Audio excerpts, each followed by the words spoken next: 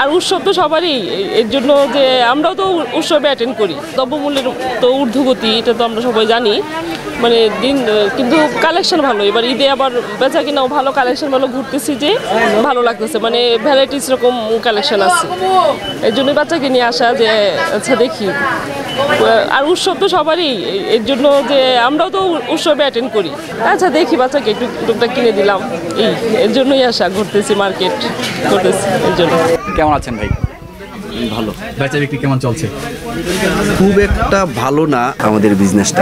আমার মনে হয় যে অর্থনীতির অবস্থাটা খুব একটা ভালো যাচ্ছে না আর কি, তার জন্য মনে হয় আমাদের বিজনেসটা একটু খারাপ হচ্ছে আর কি। অন্যান্য বছর তো মোটামুটি ভালো রেসপন্স পেয়েছি, আর এই বছর আসলে একটু খারাপই যাচ্ছে আর কি। 11 রমজান পর্যন্ত আমাদের বিজনেস ছিল না বললেই চলে আর কি। আজকে একটু ভালো, আশা করা যায় আগামী 15 দিন আছে, বলা যায় না কি হয়, হয়তো বা ভালো হইতে পারে আর। শান্ত মোটামুটি ভালোই এবার আমরা করেছি আর কি। তো ইন্ডিয়ান প্রোডাক্টটা একটু বেশি মানে টানতেছে, আর চায়নাটাও টানতেছে, আর যাদের একটু বাজেট কম দেশীয় প্রোডাক্টটা টানতেছে আর কি। বাচ্চাদের সর্বোচ্চ আছে 4-4.5 মতন আর কি, সর্বনিম্ন আছে 1000 থেকে 4500 পর্যন্ত বাচ্চাদের প্রোডাক্ট আছে আর কি।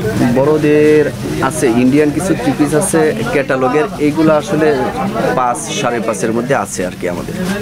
আর দেশীয় যে কিছু 3 পিস আছে এইগুলা 1500 থেকে শুরু আর কি, 3-এর মধ্যে দেশি যে 3 পিসটা। 40% বেশি গ্লো, বিশ্বের 1 নম্বর গ্লো ক্রিম, নতুন গ্লো এন্ড লাভলি।